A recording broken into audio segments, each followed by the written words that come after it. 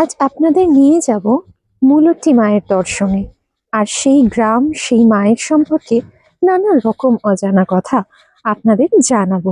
সাথে থাকুন আর চ্যানেলটাকে অবশ্যই সাবস্ক্রাইব করে দিন।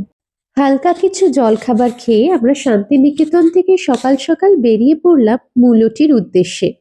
আমরা এখন চলেছি মূলটির রাস্তায়, আর আমাদের সঙ্গে রয়েছে এটা কি কোপাই? অপলকদা। সামনেও সবাইকে একবার দেখিয়ে দিই, আর পাশাপাশি এই লম্বা রাস্তায় আমার জামাইবাবু আপনাদেরকে শুনিয়ে দেবে কুমার শানুর গলায় একটা দারুণ গান।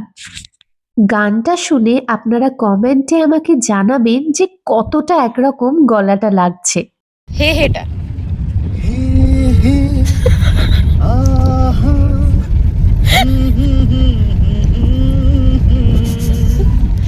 सोचा है प्यार करके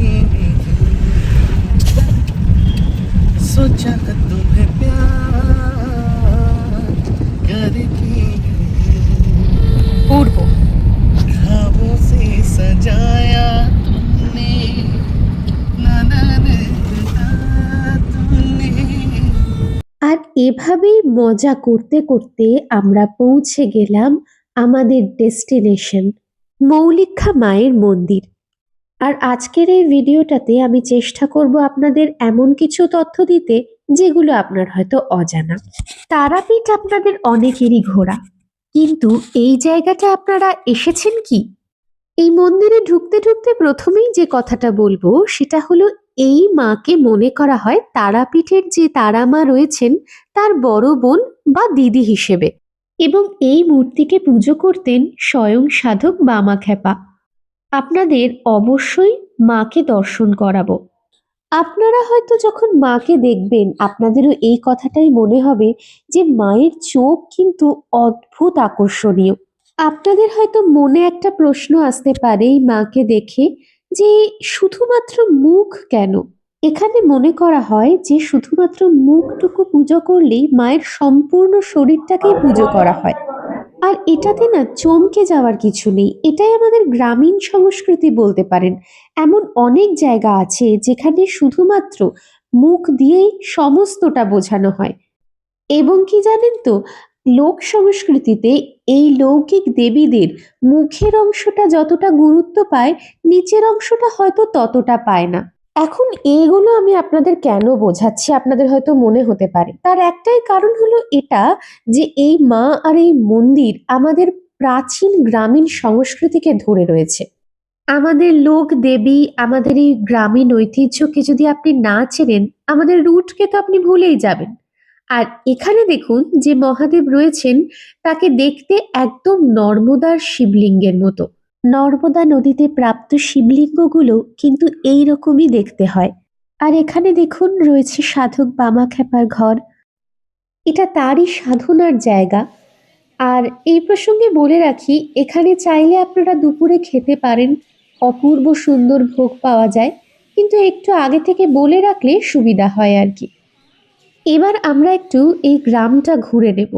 এই মূলটি গ্রামে এত শিব মন্দির রয়েছে যে একে মন্দির গ্রামও বলা হয়।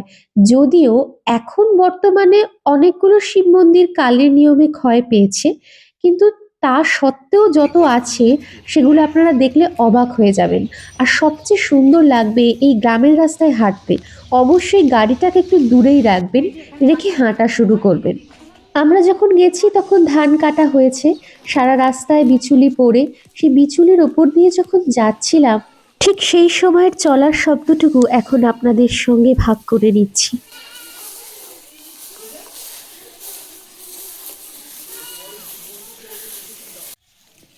এখানকার শিব মন্দিরগুলো খুঁটিয়ে দেখলে বুঝতে পারবেন যেগুলো বহু প্রাচীন, এবং এগুলোর দেওয়ালে রয়েছে অদ্ভুত সুন্দর কিছু কারুকার্য। টেরাকোটার এই মন্দিরের দেওয়ালে কখনো রামায়ণের ছবি, কখনো মহাভারতের ছবি, কিংবা পুরাণে বর্ণিত দেবদেবীদের বিভিন্ন গল্প, যেগুলো শুনে ছোট থেকে বড় হয়েছি আমরা, সেইগুলোই আঁকা রয়েছে খুব যত্ন করে।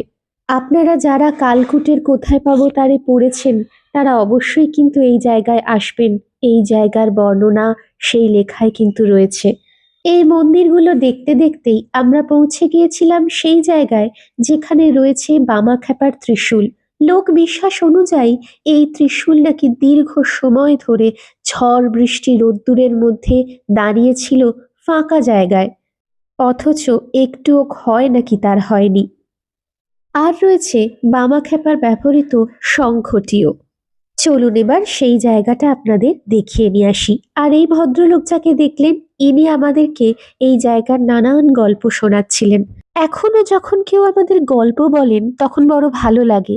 এই রিলসের জামানায় যে এখনো আমাদের কেউ গল্প শোনানোর মতো আছে, এইটা ভাবলে কিন্তু বড় আনন্দ হয়। তাই এইসব জায়গায় যখন যাবেন তখন সেখানকার মানুষের সঙ্গেও খুব ভালোভাবে কথা বলে দেখবেন, এরা এখনো মাটির খুব কাছাকাছি রয়েছেন।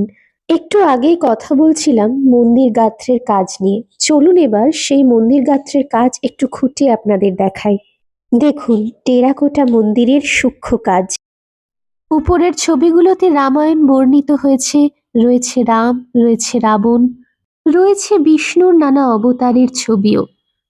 কিছু ক্ষেত্রে বৌদ্ধ শিল্পকলার ছাপও কিন্তু পাওয়া গিয়েছে। অপূর্ব সুন্দর এই মন্দির গাত্রের কাজ একদম খুঁটিয়ে দেখতে ভুলবেন না কিন্তু। এরপর ফেরার পালা। যখন ফিরছি তখন ধান মাড়াইয়ের কাজ চলছে আমাদের গ্রাম বাংলার স্বর্ণধান। ধান মাড়াইয়ের শব্দটুকু ভাগ করে নিলাম আপনাদের সঙ্গে এই ভিডিওতে।